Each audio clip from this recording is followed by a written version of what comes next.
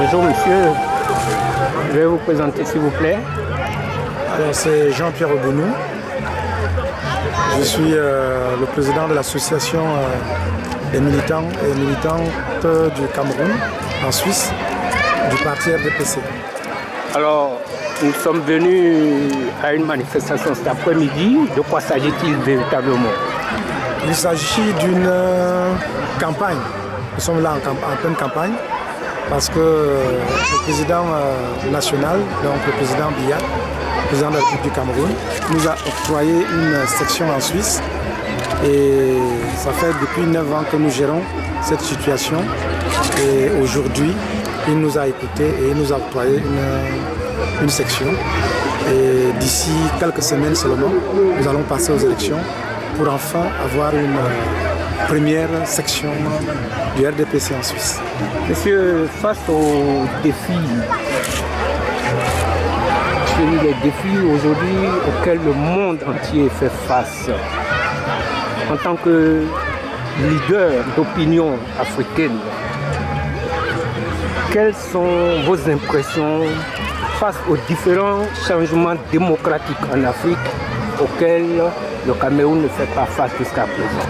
Est-ce parce que le président Paul Biya, après une longévité de pouvoir, plaît encore au peuple camerounais, accompli dans le sens du bien-être du peuple camerounais?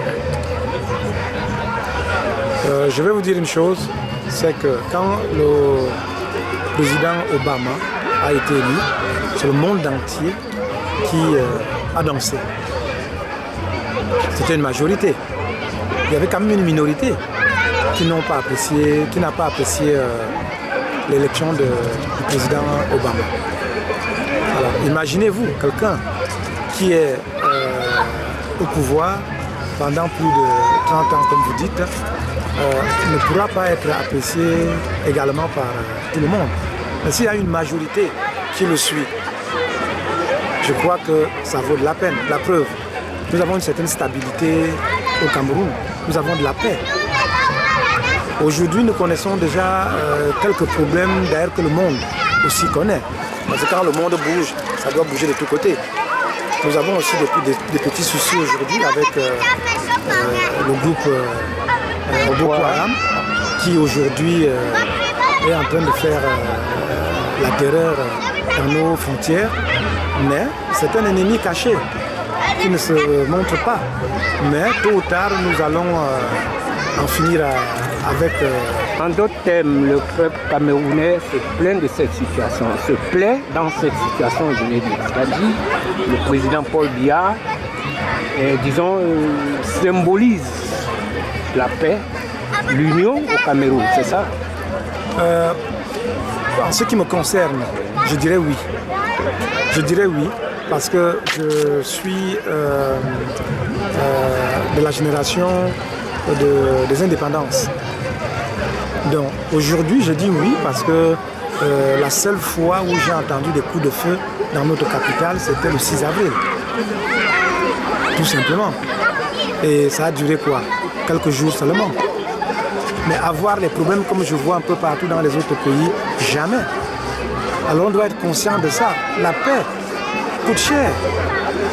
Aujourd'hui, si on se met aussi comme les autres pays, mais je crois que c'est parce que nous vivons dans la paix qu'on ne comprend pas ce que c'est que cette paix. Alors monsieur, quel est votre nom là? Jean-Pierre Obounou. Alors monsieur Jean-Pierre, l'Afrique fait face aujourd'hui à quelques défis quand même, parlant un peu de sa jeunesse. La jeunesse africaine se vide, prend la route de l'exode vers l'Europe, par des voies qui ne sont pas vraiment conseillées. Quelle est votre impression là-dessus? Le monde bouge. Le monde bouge et il y a même aussi un problème de fond dans la migration des peuples. Pourquoi on migre? Tout simplement parce que ceux qui ont mis des structures en place, je veux parler des pays du Nord, dans l'Europe,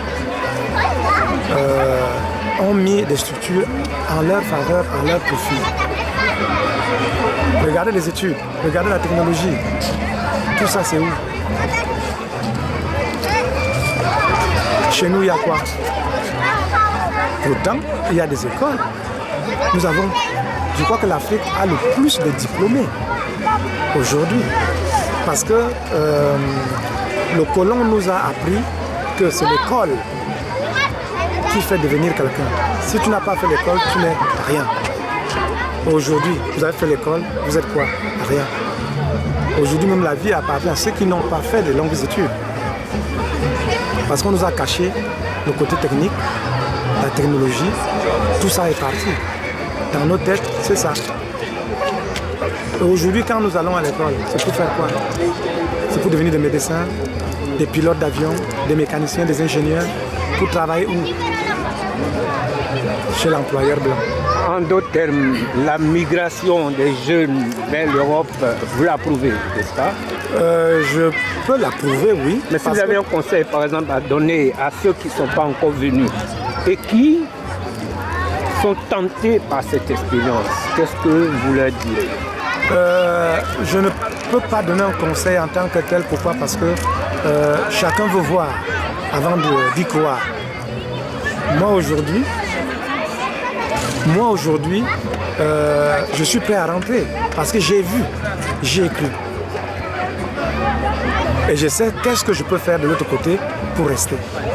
Mais ceux qui sont là-bas ne savent même pas qu'est-ce qu'ils peuvent faire. Si vous avez quelque chose à leur dire, par exemple, quelque chose qui, bon, en fait, je ne peux pas conseiller.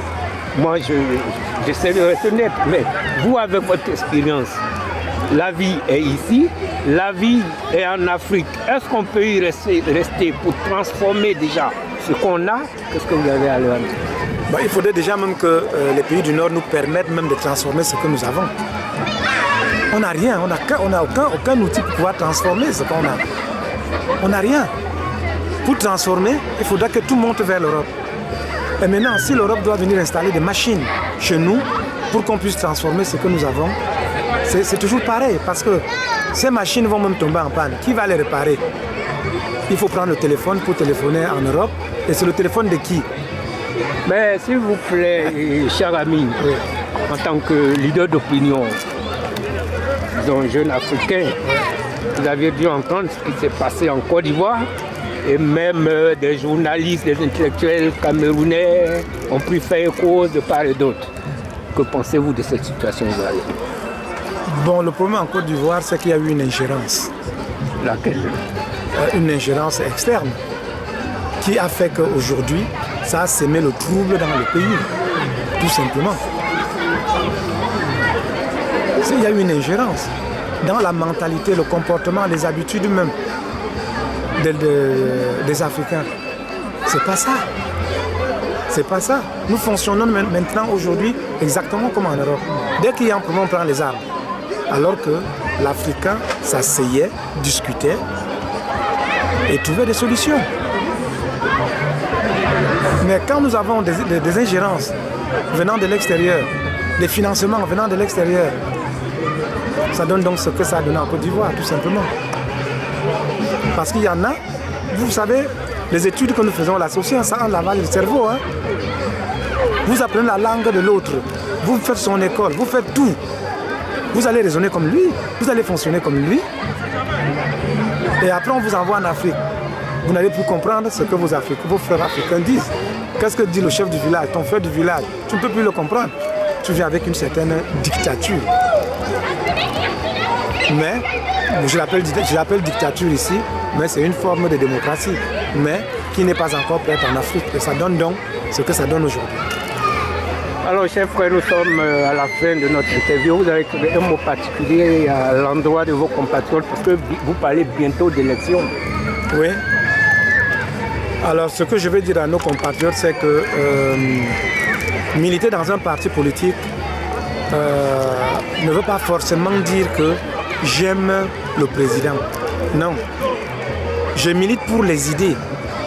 Parce qu'un président vient pour un mandat, après il part. Je suis chrétien. C'est pas parce que le pape qui a précédé celui qui est aujourd'hui n'était pas bon que je suis sorti de religion catholique. Non, pour aller dans une autre religion, je reste catholique et je mourrai catholique. Les papes vont passer, ils vont défiler, ils seront noirs, blancs, rouges. Il y en a qui seront bons, il y en a qui seront mauvais, mais je serai toujours catholique. Le parti, c'est pareil. En d'autres termes, vous invitez massivement vos compatriotes toute la diaspora, à la prochaine, voilà. D'où qu'ils viennent, Voilà. à venir au rassemblement. À venir au rassemblement. Le rassemblement, c'est quoi? C'est le rassemblement des tribus, du peuple. Et le rassemblement des idées. C'est surtout le rassemblement des idées. Alors nous avons été très heureux de vous recevoir à notre micro. À très bientôt. Je vous remercie. Et puis aujourd'hui nous sommes à Zurich. Madame Camounier, celle qui a initié cette rencontre avec la diaspora de Zurich, à qui j'ai dit un grand bravo.